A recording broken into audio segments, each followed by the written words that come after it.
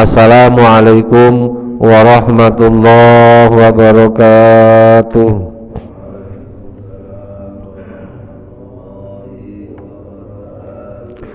Bismillahirrahmanirrahim. Alhamdulillahi rabbil alamin. Wa bihi nasta'inu ala umuri dunya waddin. Wassalatu wassalamu ala sayyidina wa maulana Muhammadin khatamil anbiya'i wal mursalin wa ala alihi wa sahbihi ajmain. Qalu subhanaka la ilma lana illa ma 'allamtana innaka antal alimul hakim.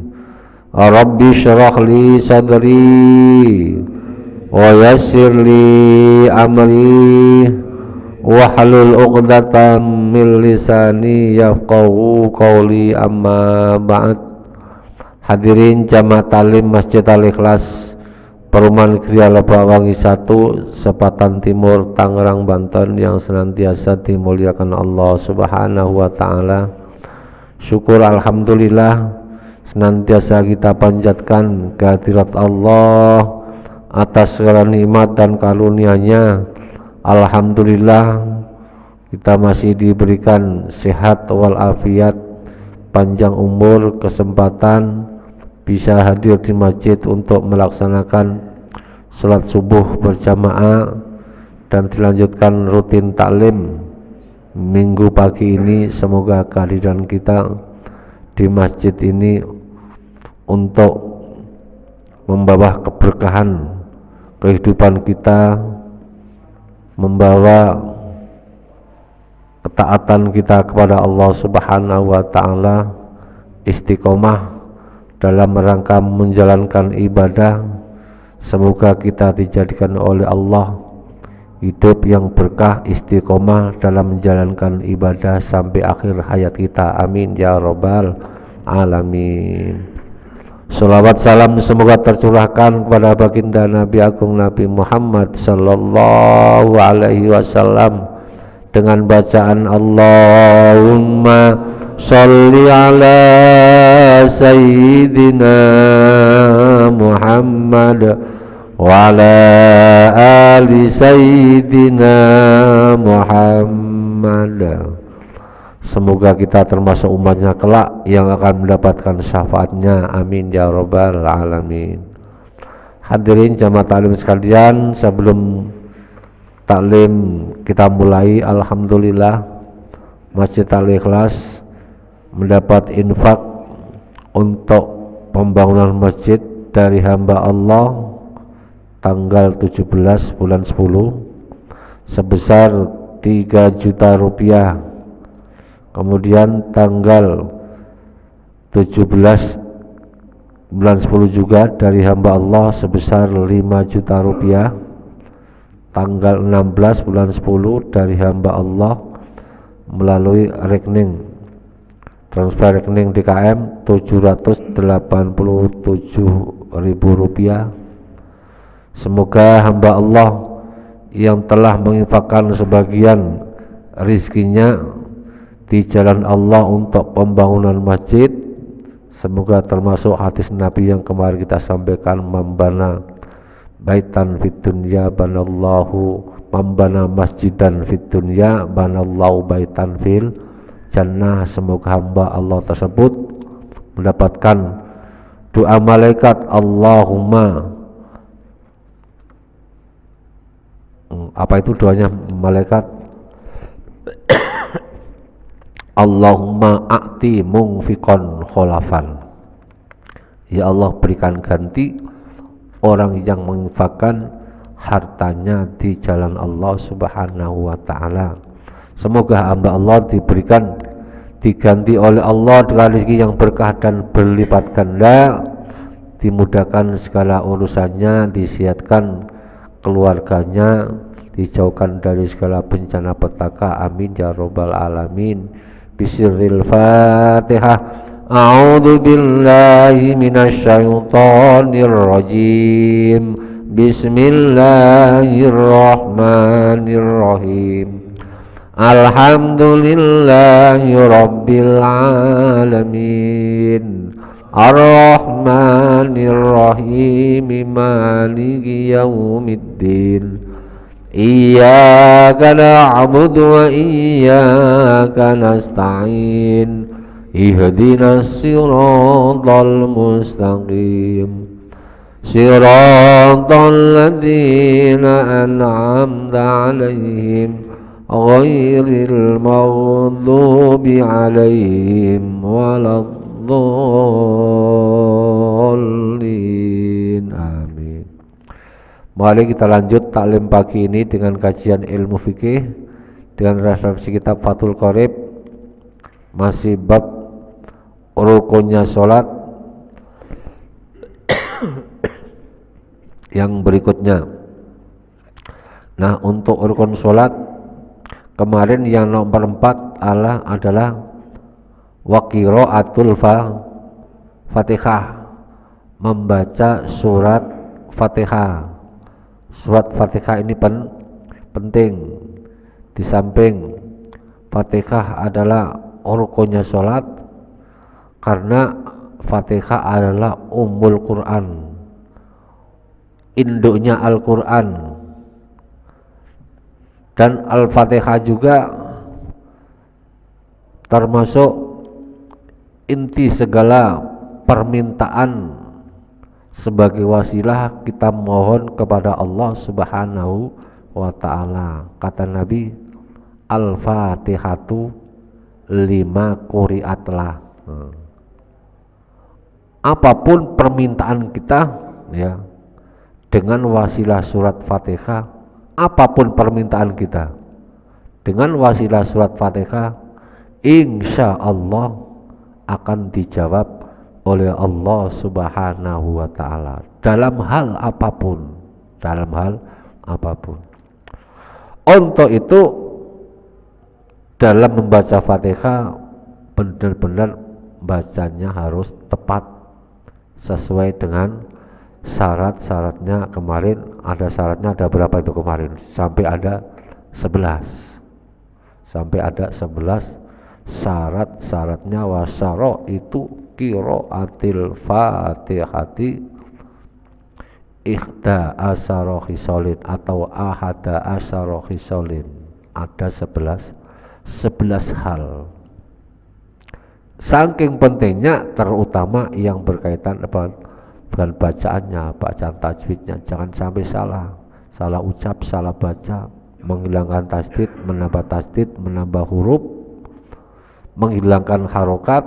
Nah, itu membahayakan untuk baca surat Fatihah. Mungkin yang sering kita dengar orang baca surat Fatihah kemudian difasih-fasihkan, seorang difasih-fasihin sehingga bacaannya salah. Yang sering kita dengar bacaan Ar-Rahmani dibaca Ar-Wah, seperti rohnya dibaca harokatnya berubah, yang asalnya fathah dibaca dhamma, Ar-Wah. Itu berarti apa? Merubah harokatnya Fatihah. Untuk itu membaca Fatihah, kalau toh pun kita tidak musafah dengan guru, kita mendengarkan bacaannya orang-orang yang bacaannya benar. Oh, bacanya seperti ini gitu ya. Bacanya seperti ini. Secara tajwidnya, kemudian makhrajnya, idghamnya, ikhfa'nya, idharnya, itu harus diperhatikan. Nah, untuk ini fokus untuk bacaan Fatihah. Untuk bacaan Fatihah barangkali ada yang ini sebelum kita mulai pertanyaan yang kemarin, barangkali ada yang belum selesai, langsung kita buka pertanyaan untuk baca Fatihah di dalam terutama sholat fardu, karena ini penting. Langsung kita buka pertanyaan, barangkali ada pertanyaan untuk hal pembacaan surat Fatihah. Kalau nggak ada, nah kemarin ada permintaan Termasuk apa usulan tentang niatnya sholat Pak, niatnya sholat, karena di dalam niat sholat itu yang dibarengkan dengan takbiratul ihram, itu ketika bacaan niat selesai tangan baru turun dari atas. Allahu Akbar. Sebelum bacaan niatnya itu selesai, tangan jangan diturunkan. Karena bahasa hati ini biasanya lebih cepat daripada bahasa lisan. Niat saya atau saya niat atau niatku. Aku niat sholat fardu subuh 2 rakaat sebagai makmum karena Allah Ta'ala, baru turun. Aku niat sholat fardu subuh 2 rakaat sebagai imam karena Allah Ta'ala. Jadi mustaqbilal kiblati nggak usah disebut, itu sudah maklum. Tapi yang penting aku niat sholat fardu subuh umpamanya. Jadi qasdul fi'li ada, fardiyah ada, ta'yin ada.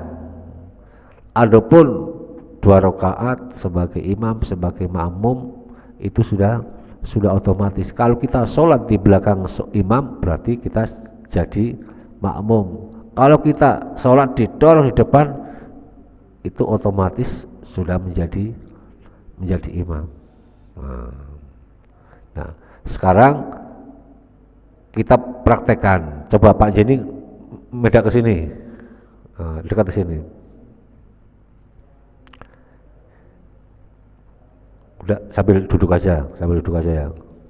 Pak Jenny yang membaca takbir, saya membaca niat, tapi niatnya saya bahasakan dengan lisan sebagai gambaran gitu ya.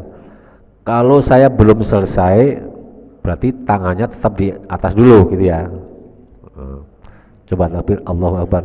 Niat saya sholat subuh fardu subuh 2 rakaat karena Allah Ta'ala, turun.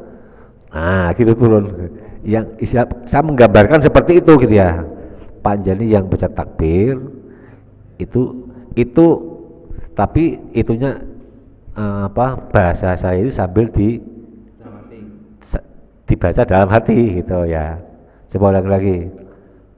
Niat saya sholat fardu subuh 2 rakaat sebagai makmum karena Allah Ta'ala. Nah gitu.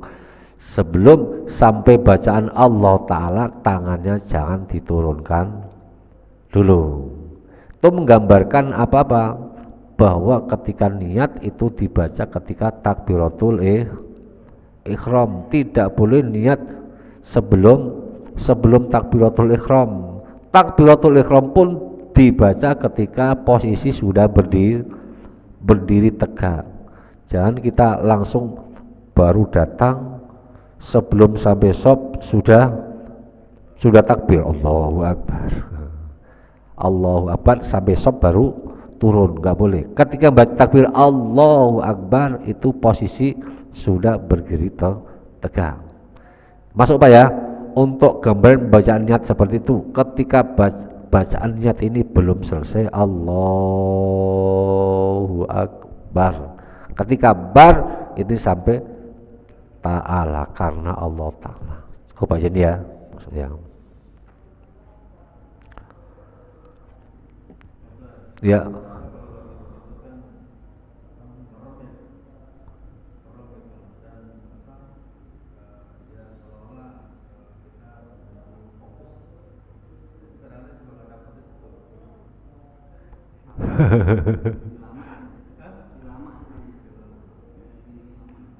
Justru kalau istilahnya itu tergantung ini, ada yang ketika Allahu Akbar sambil merem, ada yang Allahu Akbar biasa sambil melek.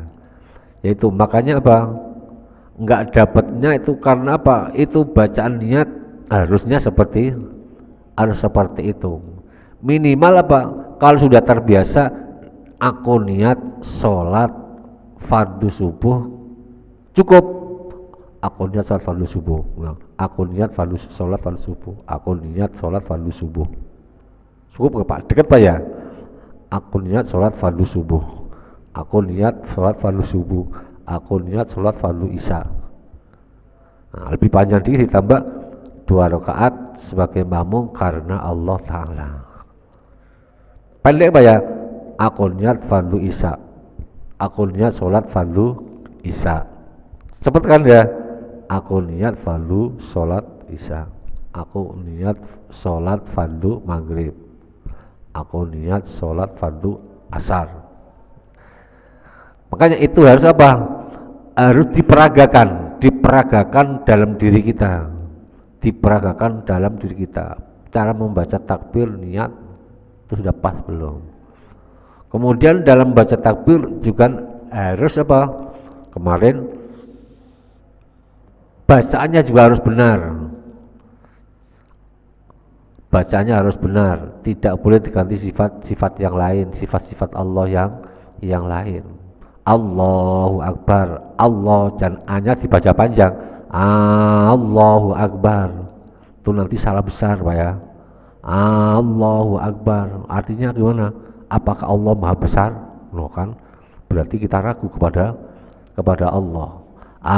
Allahu Akbar, Allahu Akbar gitu.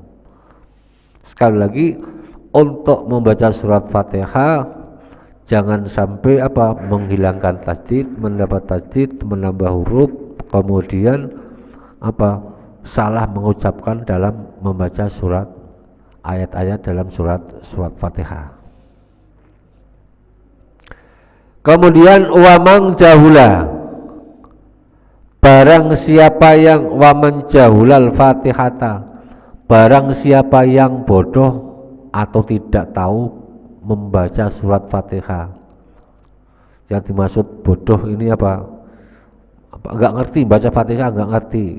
Nah, lafal ini jahlun. Jahlun kadang-kadang apa? Artinya bodoh.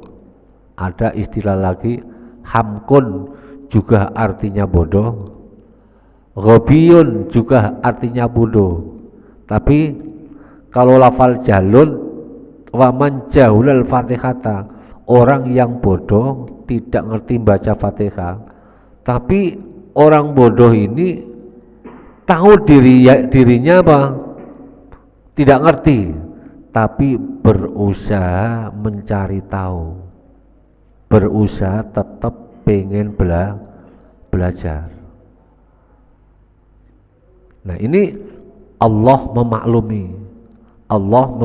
Justru orang yang bodoh kemudian dia tahu dirinya tidak ngerti tapi masih berusaha tolabul ilmi, masih berusaha belajar.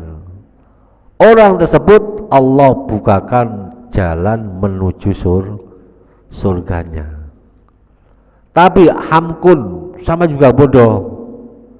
Hamkun ini artinya orang bodoh, dia tahu dirinya bodoh tapi tidak mau berusaha untuk memperbaiki kesalahannya, tidak mau memperbaiki kebodohannya, tidak mau memperbaiki kekurangannya. Ini hamkun. Yang lebih bahaya lagi istilah ghobiyun, dia bodoh, tahu kalau dirinya itu apa? Tidak ngerti, tapi tidak berusaha untuk memperbaikinya, bahkan menyombongkan dirinya, dan bahkan dengan kebodohannya itu untuk menyesatkan orang lain, diajarkan kepada orang lain. Kata sebuah kalimat, waktu ronna ya hobi, berhentilah wahai orang-orang yang punya sikap seperti itu. Tapi di sini waman jahulal Fatihata, orang yang tidak tahu baca Fatihah, awam baca Fatihah, tapi dia tetap berusaha memperbaiki bacaan Fatihahnya. Wa ta'adzarat alaihi, dan dia kesulitan untuk membaca Fatihah. Kesulitannya gimana? Li adami muallimin, enggak ada yang mengajar. nggak ada yang mengajar, dia nggak bisa baca tulisan Arab, nggak bisa baca Quran, kemudian memang nggak ada yang ngajarin, nggak ada yang ngajarin. Sudah berusaha mencari orang yang ngajar, tapi terhambat. Terhambat. Istilahnya berusaha tapi belum menemukan. Masalah ini umpamanya gitu. Kabarnya seperti itu. Wa ahsana ghairaha, dan bisa membaca selain Al-Fatihah minal Quran, dari Al-Quran. Wajaba alaihi sabu ayatin mutawaliyatin iwadon. Nah, boleh. Inilah istilahnya Pak, kalau memang itu susah nggak bisa, memang kadang seperti itu. Soalnya saya pernah alami sendiri. Apalagi itu Ustadz kan sudah maklum loh. Mungkin orang kalau pikirannya lagi blank, kadang-kadang apa yang dibaca itu lupa. Kelas berapa itu kalau nggak salah? Kelas 3 MI, kelas 3 Madrasah Diniyah. Itu pernah saya alami, membaca surat-surat yang sudah maklum itu lupa Pak, hilang semua. Apa itu yang terjadi? Pada waktu itu posisinya lagi mau ulangan loh, teman saya, loh Mel, kamu kok ingatannya seperti itu, kok lupa begitu? Nggak tahu ini kenapa ini. Nah, kalau memang kondisinya seperti itu, boleh membaca ayat-ayat yang lain selain Al-Quran. Apa yang dibaca? Yang penting kira-kira panjangnya seperti surat Fatihah. Itu tujuannya apa? Untuk memberi kemudahan, karena emang tersebut sudah berusaha.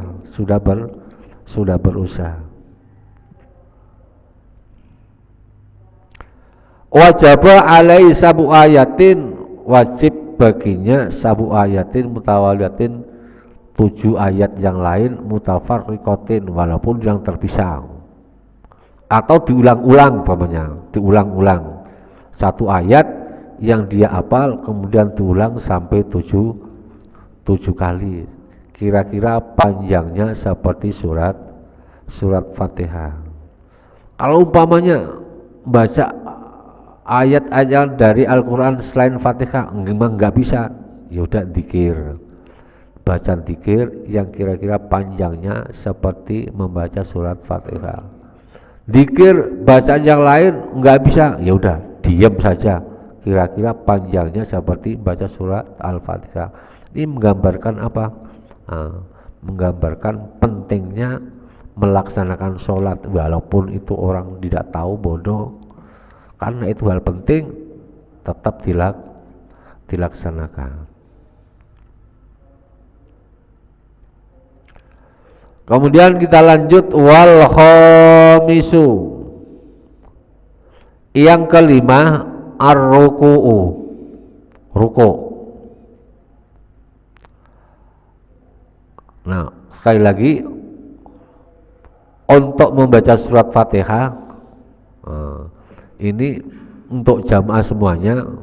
Kemarin yang sudah ngikutin taksin, saya ngerti mereka sudah musafahah baca Qur'annya, walaupun 1 kali 2 kali berarti dia sudah musafahah. Oh, baca Al-Quran yang salah ini, yang benar seperti ini.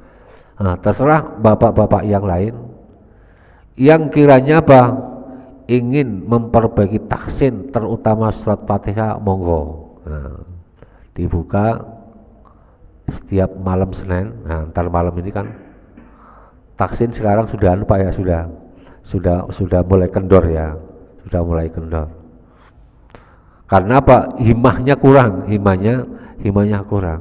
Monggo kita buka waktunya untuk taksin, terutama membaca surat Fatihah. Tujuannya yaitu supaya jangan sampai salah ngucap untuk membaca ayat-ayat Al-Quran, terutama Fatihah. Kemarin syaratnya kan tahfidul kemarin syaratnya apa? Hifdzul huruf was tasdid wal harokah. Kemudian lagi tajannubul khoto'i fin nutki. Kita lanjut yang kelima, wal khamisu ar-ruku'u. Ya. Ya.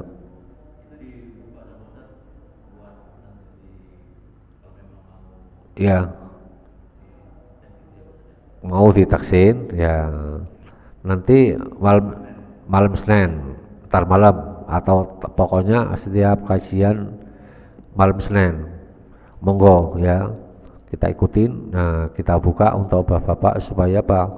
Untuk taksin terutama surat Fatihah, supaya apa? Bacaannya Fatihahnya pas, benar sesuai dengan ilmu tajwidnya. Karena apa? Ilmu tajwid kembali lagi bahwa belajar Al-Qur'an itu semua ilmu selalu berkaitan, termasuk nahwu shorof itu juga berkaitan, terutama ilmu tajwid yang berkaitan dengan bacaan Al-Qur'annya harus, supaya bacaan Fatihahnya ini pas. Yuk, nah kita sharing bareng-bareng malam Senin. Nah, kalau umpamanya yang salah ini berarti kita perbaiki. Kalau udah gak ada kesalahan, ya berarti bacaan kita sudah pas. Minimal kita sudah apa, bacaan Fatihahnya sudah dihadapkan kepada orang yang bacaannya kira-kira sesuai dengan bacaan tajwidnya, gitu Pak ya, gitu Pak Retno ya. Monggo ntar malam kajian malam Senin pas, ntar malam itu pembahasannya tentang apa, pelajaran untuk kajian tafsir Jalalain. Monggo dipraktikkan langsung ya, nanti jamaah yang baca atau saya yang baca dulu atau jamaah yang baca, nanti ketika salah baru diperbaiki gitu Pak ya. Monggo nanti malam Senin Bapak yang ingin taksin Al-Fatihah, surat Fatihahnya, monggo dipersilakan.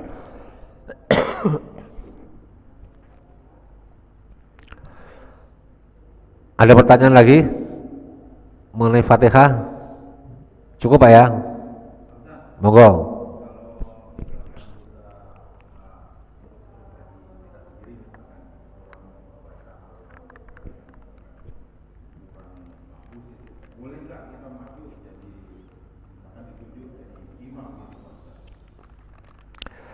Kemarin apa itu ya? Fa in kana ajizan anis sawabi wa an ta'allumi fa sholatu shahihatun fi nafsihi wa tasihhu imamatuhu limislihi. Adapun orang yang membaca Fatihahnya itu apa? Masih terbatas. Terbatas.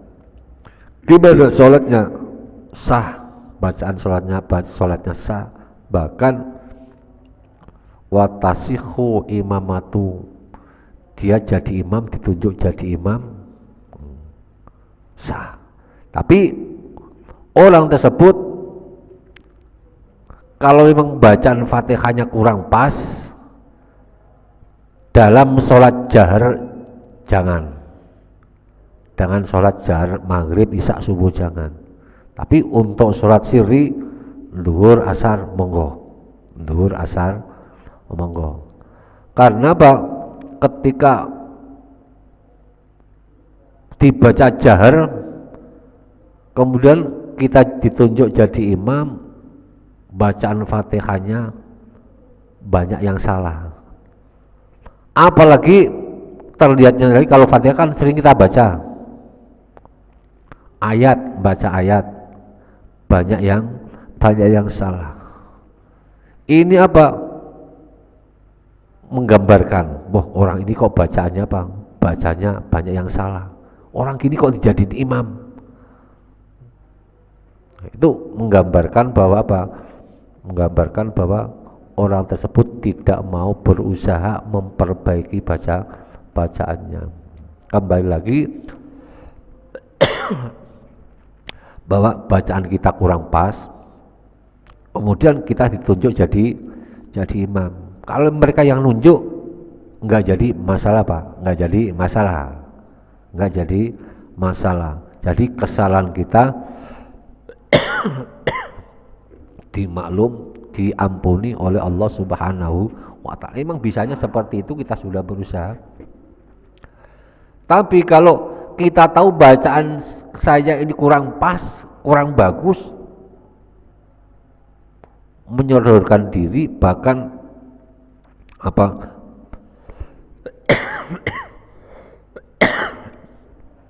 percaya diri maju jadi seorang imam dalam sholat jamaah. Itu bacaan sholatnya, contohnya umpamanya Pak Eko tiba-tiba dalam sholat jamaah umpamanya bacaan Pak Eko, bacaan Qurannya kurang bagus, Fatihahnya, apalagi Fatihahnya kurang bagus. Ketika dalam sholat jamaah enggak ada yang nunjuk, Pak Eko langsung maju jadi imam. Padahal di belakang ada jamaah yang bacaan Fatihahnya, Qurannya lebih bagus. Itu sholat jamaahnya tidak sah. Terutama yang bacaannya bagus, lebih bagus. Kecuali Pak Eko ditunjuk, maju Pak, nggak jadi masalah. Itu gambarnya seperti itu. Berarti boleh ya Pak Eko ya. Tapi kalau yang menunjuk itu orang yang bacanya fase gimana? Oh gitu. Berarti dia udah tahu Pak Eko bacanya udah bagus, gitu Pak. Berarti dia yang nunjuk berarti sudah tahu. Berarti Pak Eko bacanya sudah bagus, sudah layak menjadi imam, nggak jadi masalah. Itu ya. Kalau tadi imamnya ragukan, akhirnya kan makmum juga ragu mamanya. Kira-kira kalau imam ragu nggak sah gimana? Nah, ini untuk menghormati berarti apa? Niatnya, prakteknya sholat jamaah, tapi niatnya jadi niat munfarid. Ya udah, niatnya jadi sholat sendiri, tidak sholat jamaah gitu. Untuk menghargai, untuk menghormati orang tersebut, ya udah. Prakteknya sholat jamaah, tapi niatnya sholat sendiri. Itu ya.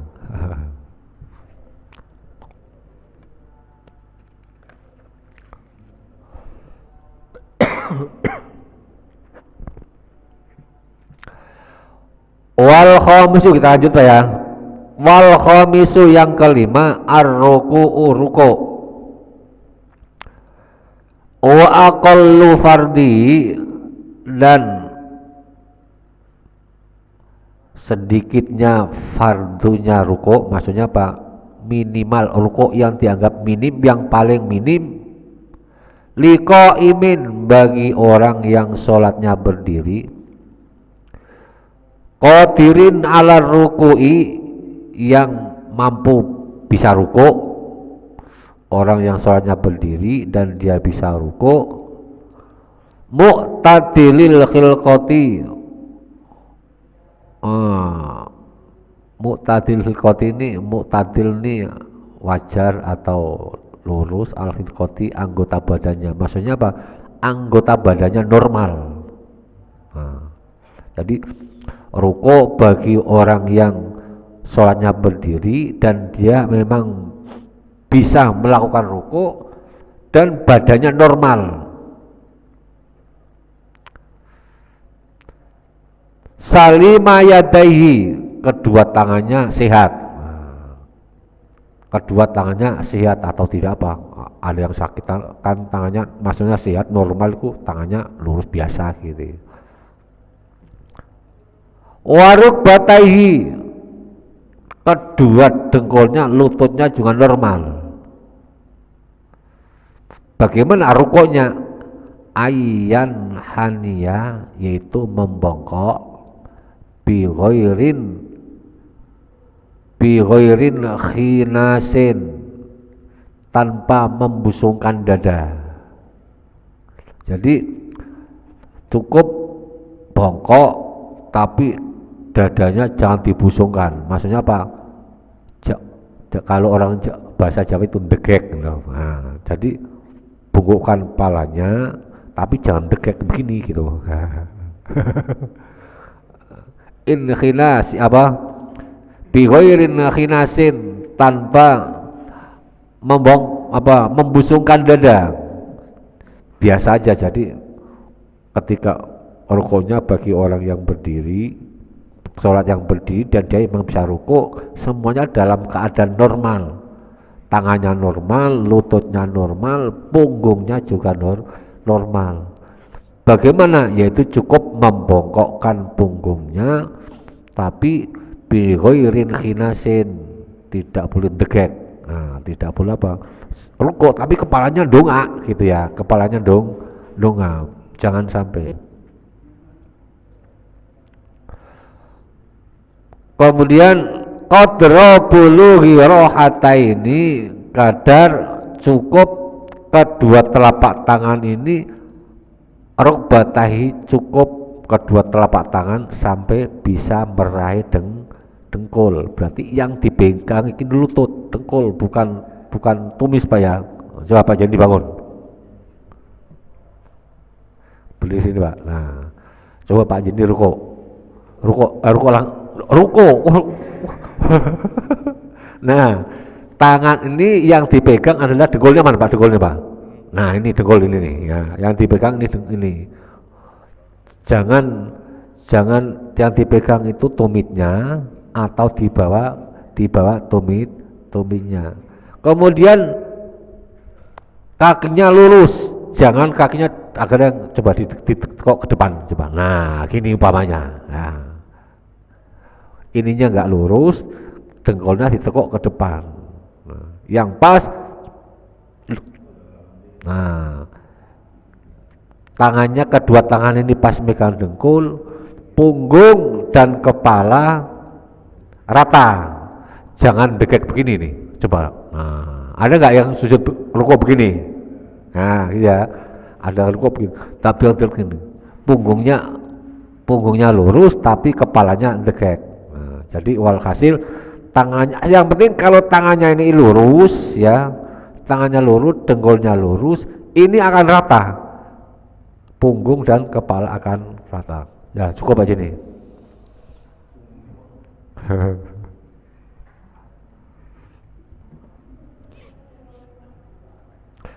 Qadra bulughi rohataini, kadar kedua tangan ini sampai rukbatai, pada kedua lutut. Lau aroda wado ahuma, jika orang tersebut ingin meletakkan kedua tangannya alaihima, terhadap rukbataihi.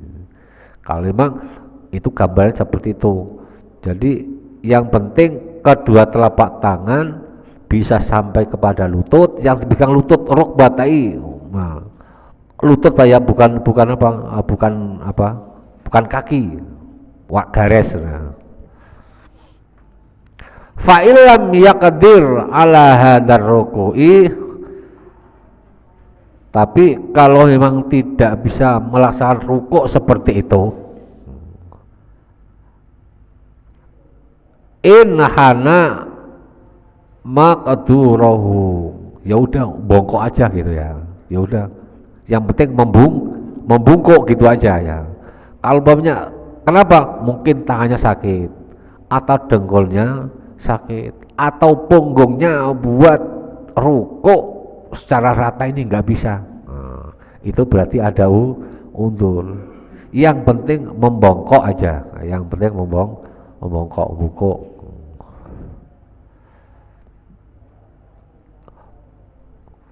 Apapun, nah, apalagi membongkok. Kalaupun nggak bisa membongkok, nah, bagi orang yang sholatnya sambil tidur, sambil baring, wa auma abitorfi, cukup isyarat dengan matanya, isyarat dengan matanya. Itu bagi orang yang memang tidak bisa sholat secara fisik karena sakit, kondisi sakit, mungkin berbaring di rumah sakit, tangan ada impus, hidung ada selang. Bagaimana untuk ruku dan sujud sholatnya? Tetap sholat, tapi sholatnya dengan isyarat.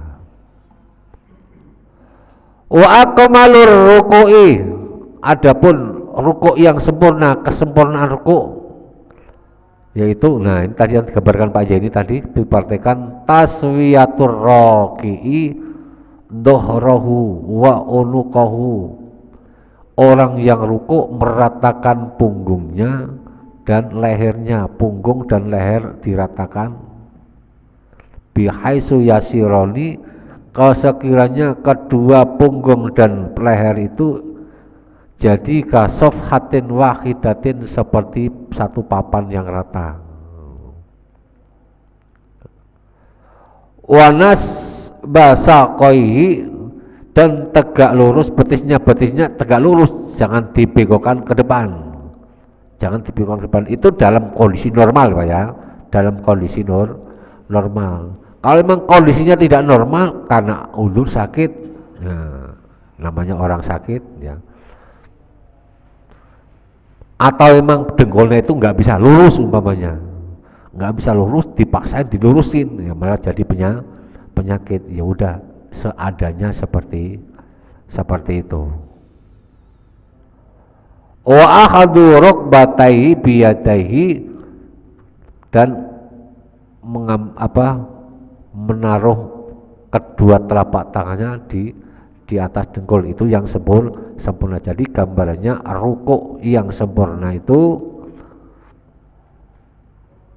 punggung dan kepala rata seperti satu papan, kemudian kedua tangannya bisa menaruh di dengkul, di tumit. Itu gambarnya seperti itu. Masuk Pak ya? Ada pertanyaan untuk rukuk?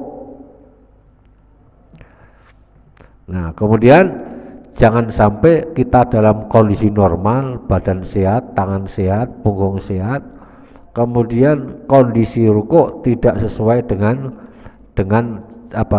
aturan tata cara sholat. Kemudian orang tersebut bisa digambarkan seperti apa? Aswa'un nasi sarikotan, digambarkan sebagai orang pencuri yang paling jahat, yaitu ketika mencuri dari sholatnya. Sahabat bertanya, wakila ya Rasulullah, wa kaifa yasriku min sholati, bagaimana orang kok mencuri dalam sholat? Sholat kan ibadah, tapi kok digambarkan Nabi sebagai pencuri yang paling buruk adalah ketika dia mencuri dari sholatnya, istilahnya apa? Korupsi, aturan sholatnya dikorupsi. Di antaranya apa? Rukuknya tidak sempurna, rukuk tidak dibarengi dengan, tidak ada tomak nina, rukuk tanpa tomak nina, iktidal tanpa tomak nina. Digambarkan Nabi aswa'un nasi syariqatan alladhi yasriku min sholatihi, yaitu pencuri yang paling jahat adalah mereka mencuri dari gerakan-gerakan sholat, dari aturan-aturan sholat, yaitu mereka yang tidak menyempurnakan rukuknya, tidak menyempurnakan sujudnya dalam sholat. Wasadisu at-tama'ninatu wallahu a'lam bishawab. Mungkin ini yang dapat kami sampaikan, mudah-mudahan ada manfaatnya. Bismillahirrahmanirrahim. Allahumma sholli wa sallim ala sayyidina Muhammad wa ala ali sayyidina Muhammad. Ya Fattahu ya Alim, iftah lana fathan qariba wa alimna ilman nafi'a. Allahumma alimna ma 'allamtana, alimna ma la 'allamtana, alimna ma yanfa'una, alimna ma la yanfa'una, innaka ta'lamu wa la na'lamu wa anta 'allamul ghuyub. Allahumma inna na'udzubika min ilmin la yanfa' wa min qalbin la yakhsha wa min nafsin la tasba' wa min du'ain la yustajab wa min syarri dzalikal arba' bi rahmatika ya arhamar rahimin.